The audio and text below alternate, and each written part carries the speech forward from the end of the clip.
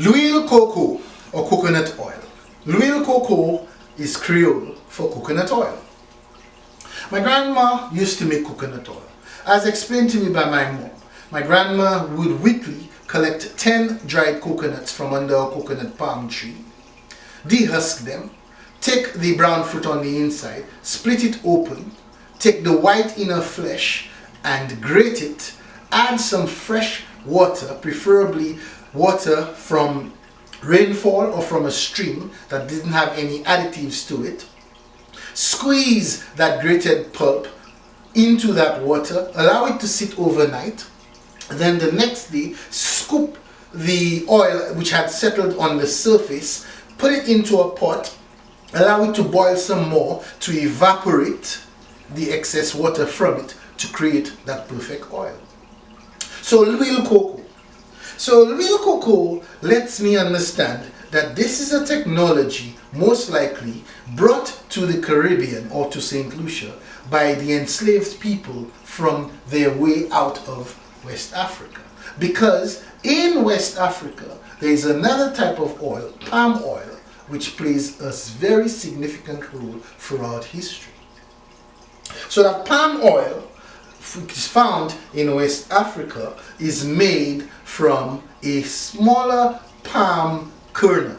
Now these, unlike the coconut palm tree, which grows tall and has bunches of big coconut palms, coconut fruits, the smaller West African palm fruit is tinier in size and more bunchy. But they both can be used to make a coconut oil. So the history of the palm oil is rather interesting. I want you to think about the technology of oil. Unlike today, when we think of oil, we think of petroleum oil. But think about the origin of that West African palm oil. Before you do that, I want you to consider the idea of the parable given in the Bible about Jesus and the 10 virgins who were asked to prepare for the coming of the prospective husbands. So in a nutshell, 5 of the virgins were prepared because they had extra oil for their lamps, and the other 5 did not have extra oil. I say this so you can have an idea of the importance of oil throughout history. It's in the Bible. So if you think of the importance of palm oil, which was there present before petroleum oil, and that it was not only used as a food substance and also a cosmetic for hair and body, like my grandma, we used to use the coconut oil for adding to our hair, for skin care and so forth. And then you start putting into perspective that on the west coast of Africa, or in Africa, palm oil was being used over 5,000 years ago. So here you have a technology, origin. It is used in lighting, in soap, in foods, and it is over 5,000 years old. Maybe you start to think of development and socio-economic progress differently. And maybe you start thinking that pre-colonial times, that West Africa may have been a little different than what we may think of it now. So this technology and the centrality of its origin in West Africa makes you think of things differently when you consider it was there over 5,000 years ago, over 2,500 years ago. In Benin, the kingdom, in the Benin kingdom, palm oil was used in street lamps as a building material in the king's palace as well. It was prevalent in Africa as a food source, lighting and energy. So we might want to rethink this idea of where Africa was in its socio-economic progress pre-colonial times.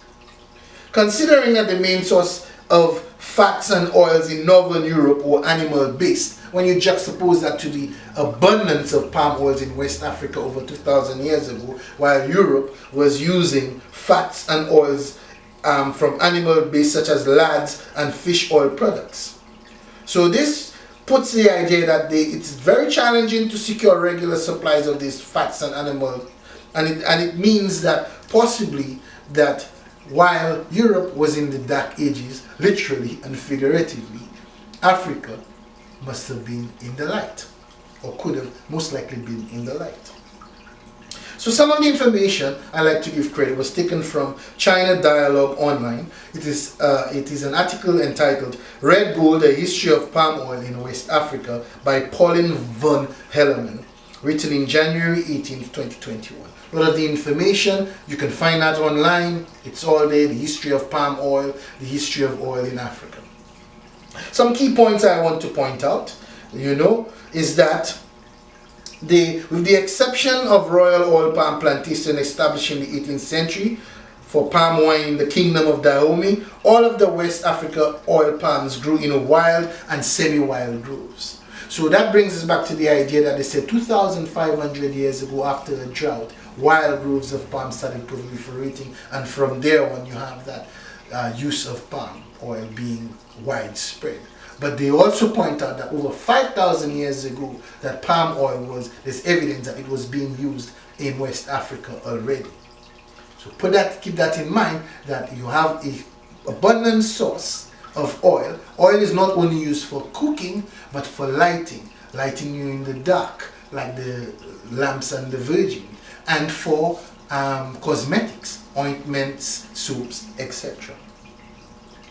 Okay, now the pure red palm oil can be made from the external husk of the palm, or the kernels can be used to make a brown oil. They're both used, and it's a very part of the social culture of West Africa. Apparently it seems that oil and oil within cooking, cosmetics, was brought by the enslaved people to the Caribbean and to the West Indies, and it finds itself in St. Lucia. As I started off my podcast explaining that my grandmother used to make a coconut oil using a distilling technique, probably brought with the slaves from the west coast of Africa. So we find out that this thing is so ubiquitous right now that it is now being brought to Europe, as in most things. When the Europeans discover and they want to make a profit out of something. So palm oil has been known in Europe since the 15th century. It was Liverpool and Bristol slave traders who in the early 19th century began larger scale imports. They were familiar with its multiple use in West Africa and had already been buying it regularly as food for slaves being shipped to the Americas. So with the abolition of slavery in 1807, palm oil became the #1 commodity being moved out of Africa into Europe. The historian Martin Lynn states that it came to grease the wheels of the Industrial Revolution in the early 19th century. Palm oil became a highly sought after commodity by British traders, the oil being used as industrial lubricant for machines of Britain's ongoing Industrial Revolution, as well as forming the basis for various brands of soap such as palm olive. By the 1870s, palm oil constituted the primary export of some West African countries such as Ghana and Nigeria. Palm oil was used as an industrial lubricant in tin plate production, street lighting, and as the fatty semi-solid for candle making and soap production. By 1907, William Lever, founder of today's Unilever, the world's largest palm oil consumer, seeks land concession in Britain's West African colonies to produce palm oil for his soap mills. So now you have it.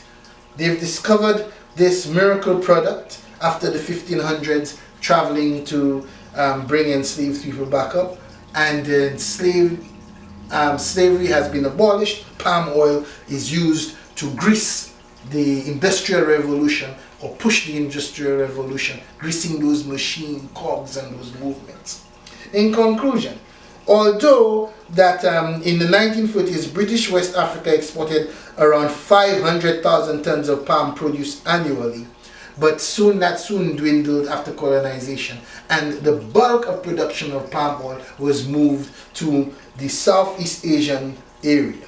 They cleared forest and imported the crop and planted it in Southeast Asia, and soon enough Southeast Asia became the #1 producer of palm oil. Malaysia is the largest exporter of palm oil in the world, producing about 15 million tons of palm oil a year. It now accounts for approximately 47% of global palm oil production and 54% of world exports. So we have discussions about sustainable development now going on, that you have palm oil, you're seeing slash and burn methods, it is a detriment to the environment and so forth. When you do hear things like that, you read articles about, you have to consider about the dispositive or negative about an industry. You have to consider who stands to gain from giving positive information or negative information, right? Who is in control of this industry, who's in control of the petroleum industry, for example, as opposed to the palm oil industry. Where is its origin and what's going on? So just enough information so you may have a different perspective of why things are and why things are changing. So finally, I would like to say that we started off with the idea of real cocoa, a technology or a process that was brought probably from the west coast of Africa by the enslaved people. A different product was used to make palm oil, a different palm, coconut palm, as opposed to the smaller kernels of the West African palm tree.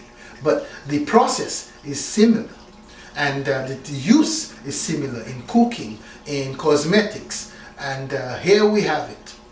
We have real cocoa, but we went down into the history of the palm oil from the west coast of Africa. So don't forget, if you like the content, to hit the bell, and that you will be told when a podcast is released. Hit the like button and see you on the next one. Cogs.